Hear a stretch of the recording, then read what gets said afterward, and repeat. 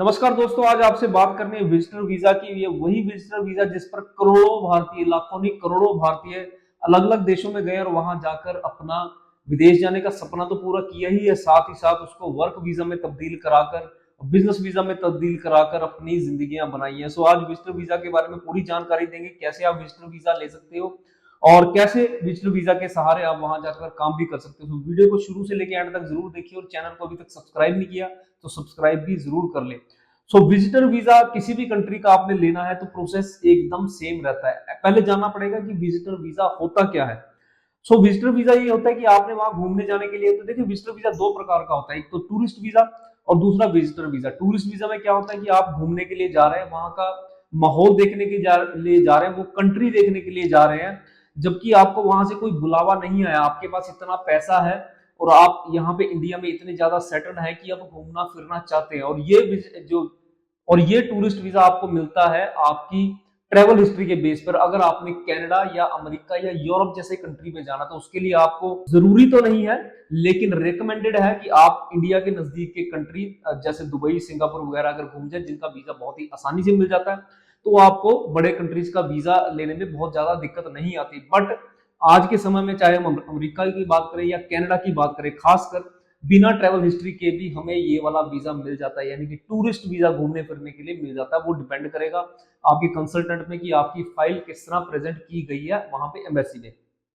अब दूसरा होता है विजिटर वीजा। सो विजिटर वीजा का मतलब होता है आप किसी को विजिट करने जा रहे हैं, इसका मतलब आपका कोई सगा संबंधी वहां पर है, यानी कि कनाडा, अमेरिका या फिर यूरोप में वहां बैठा हुआ है, जो कि आपको स्पॉन्सर करने के लिए तैयार है, यानी कि आपको बुलावा देने के लिए तैयार है, अपने घर में ठहराने के लिए तैयार है, आपको घुमाने फिराने के लिए तैयार है, ऐसा वो लिखकर देता है। चाहे वो बाद में वहां जाकर कैसे भी आप होटल में रहें, कहीं भी रहें, आप अपने खर्चे पे रहें, चाहे उसके घर में रहे चाहे ना रहे, लेकिन वो लेटर बहुत ही इंपॉर्टेंट रोल प्ले करती है। और ये लेटर जो है वो आपको वहां पर बैठा, जो वहां पर पक्का सिटीजन है वहां का, वही प्रोवाइड कर सकता है। ऐसे नहीं कि जो टूरिस्ट वीजा पे ऑलरेडी आपका कोई सगा संबंधी चला गया तो वो आपको लेटर दे देगा, नहीं।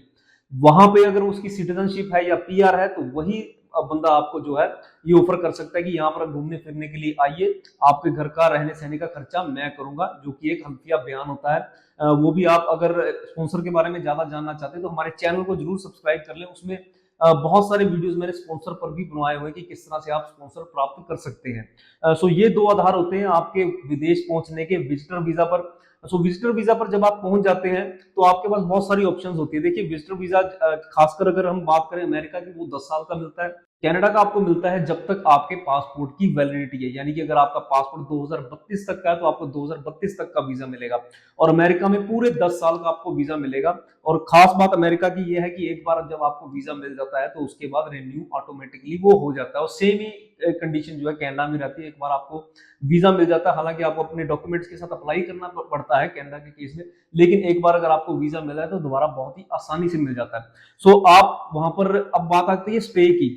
अब यूएसए और कनाडा में जैसे आप ट्रेवल करते हैं तो आप 6 महीने लगातार वहां पर रह सकते हैं, इससे ज्यादा नहीं रह सकते। इससे ज्यादा अगर आप रहेंगे तो आप इलीगल हो जाएंगे। सो उस केस में अगर आप लंबा रहना चाहते हैं तो आपको अपने विजिटर वीजा की एक्सटेंशन डालनी पड़ती है, जो कि एक वकील के थ्रू डलती है।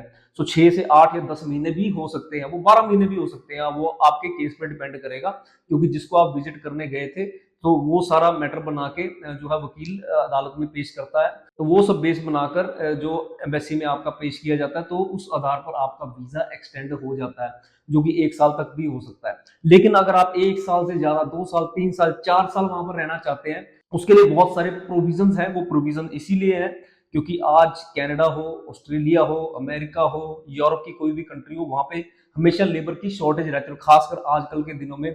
और जो लेबर है उनको या भारत से मिलती है या फिर चाइना से मिलती है। सो चाइना के लोगों का रुझान थोड़ा कम है, हालांकि बहुत सारे चाइनीज भी आज अमेरिका का रुख कर रहे हैं, लेकिन फिर भी वो वहां पे उस तरह का काम नहीं करते जिस तरह का हम भारतीय करते हैं, यानी कि लेबर जॉब मोस्टली हम भारतीय लोग ही करते हैं। सो उस केस में थोड़ा ईज देने के लिए आपको वीजा की एक्सटेंशन और भी दी जाती है, और उसको वर्क वीजा में कन्वर्ट करने के बहुत सारे प्रोविजन भी रखे जाते हैं, जो कि एक लॉयर के थ्रू आपका सारा प्रोसेस किया जाता है। और इस प्रोसेस में अगर आप कामयाब हो जाते हैं, जो कि 99.9% चांसेस जिसके रहते हैं, या फिर कनाडा के केस में कहें तो 100% चांसेस रहते हैं, तो आप वहां पर लीगली काम भी कर सकते हैं और आपको उसी तरह का वेजेस मिलते हैं जैसे कि वहां पे एक लीगल बंदे को मिलते हैं।